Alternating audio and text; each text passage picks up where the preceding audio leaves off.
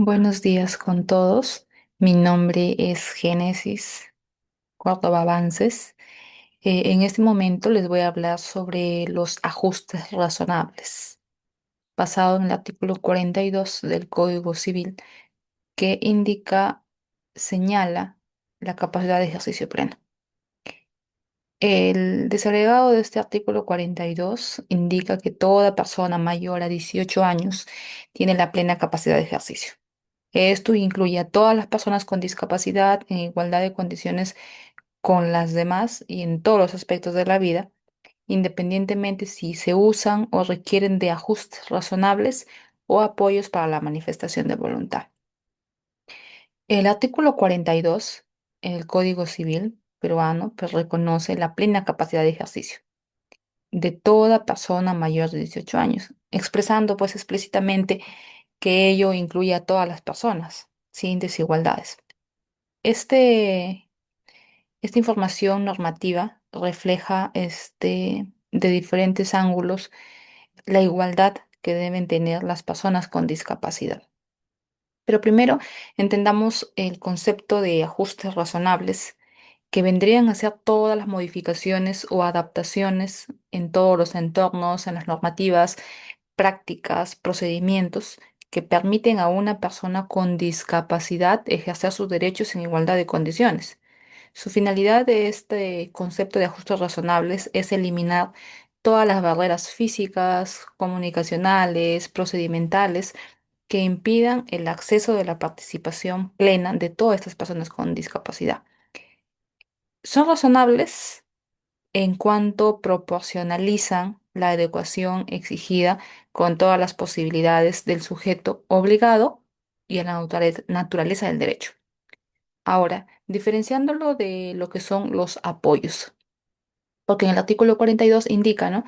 Si se requieren ajustes razonables o apoyos para la manifestación de voluntad. Entonces, analizando el concepto de apoyo, los apoyos son las asistencias concretas, personalizadas, que facilitan a la persona con discapacidad expresar y hacer valer su voluntad y también sus preferencias, ¿no? A diferencia de la sustitución de voluntad, que es la curatela absoluta, el apoyo respeta y busca potenciar la capacidad de decisión de la persona.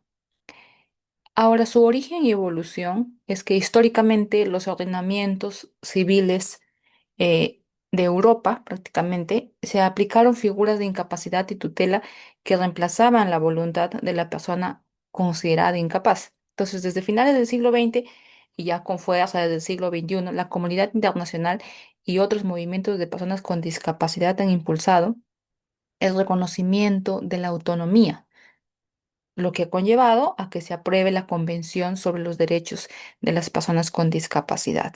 Entonces, esta Convención de los Derechos de las Personas con Discapacidad y las reformas legales posteriores han ido introduciendo ajustes y apoyos como alternativas a la privacidad de la capacidad, ¿no?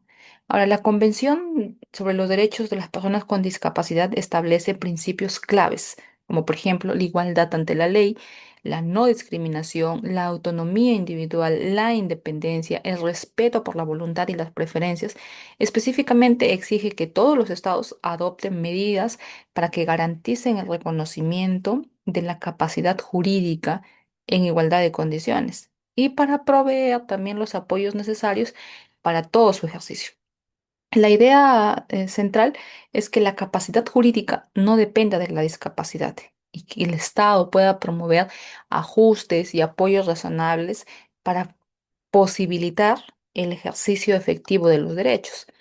En el Perú, en el artículo 42 del Código Civil se incorpora el lenguaje traído ya de la Convención sobre los Derechos de las Personas con Discapacidad, pues al reconocer la plena capacidad de ejercicio de las personas con discapacidad y mencionar explícitamente los ajustes y los apoyos. Además, pues existen jurisprudencias, doctrinas que publican y se desarrollan obligaciones concretas, por ejemplo, las adaptaciones en procesos administrativos, algunas disposiciones sobre las accesibilidades a los lugares públicos de esas personas con discapacidad y medidas que se han ido adoptando a lo largo del tiempo. que buscan ¿qué? Buscan operacionalizar los ajustes y los apoyos en distintos ámbitos, ¿no? Entonces, por ejemplo, al hacer una comparación en España y Chile, se observa una ruta similar, ¿no? Las reformas civiles que reducen la figura de incapacitación, incapacidad total y se amplían mecanismos de apoyo y medidas de acompañamiento para la toma de decisiones, así como también las normas sectoriales sobre la accesibilidad y los ajustes racionales. La tendencia es armonizar la legislación civil con la Convención de Derechos de Personas con Discapacidad, privilegiando soluciones centradas en la persona, ¿no? Entonces, las diferencias entre los ajustes razonables y los apoyos. Los ajustes son los que modifican el entorno o procedimiento. En cambio, los apoyos asisten directamente a las personas para expresar su voluntad. Los ajustes suelen ser medidas institucionales. Los apoyos son unos actos de asistencia personalizados, ¿no? Entonces, por ejemplo, el alcance de los ajustes buscan la igualdad de las condiciones para todos estos tipos de personas con discapacidad. En cambio, los apoyos solo están diseñados conforme a las necesidades individuales de cada persona, ¿no?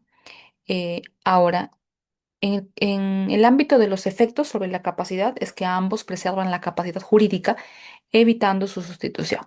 Un ejemplo práctico es que en la jurisprudencia se trae al artículo 42 del Código Civil, relacionado al artículo 42 del Código Civil, es la casación 1596 del 2005, que es utilizada como referencia o precedente sobre la plena capacidad de ejercicio, ya que establece que tienen plena capacidad para ejercer sus derechos civiles las personas que han cumplido 18 años de edad, salvo las excepciones legales de incapacidad. Pero un ejemplo claro que es una casación laboral relevante es la casación 024-267 del 2019 de la Corte Suprema, cuyo hecho o el análisis es sobre la obligación del empleador de proporcionar los ajustes razonables en el proceso de selección y en el puesto de trabajo que se necesita.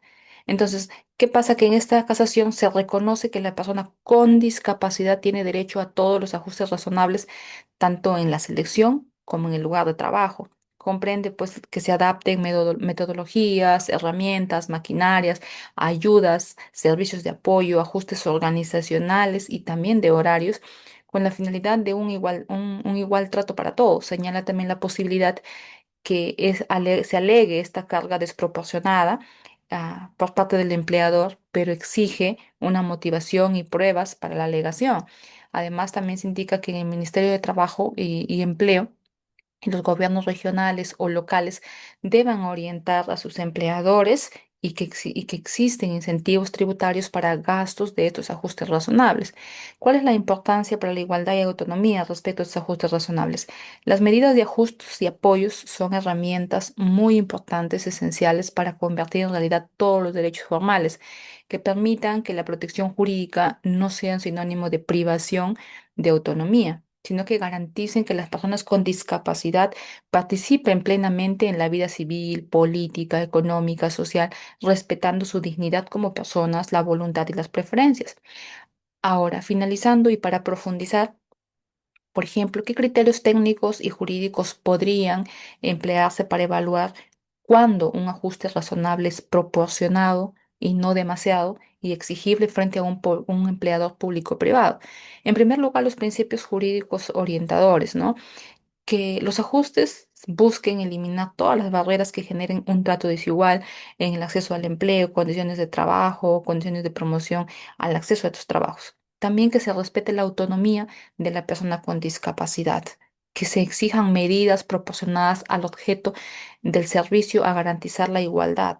Asimismo, no se exige obviamente perfección, pero sin embargo sí se exige que se adopten medidas concretas y razonables para que se evalúe y se facilite el desempeño. Y los criterios técnicos concretos es que existe una barrera concreta que impide o dificulta el desempeño laboral.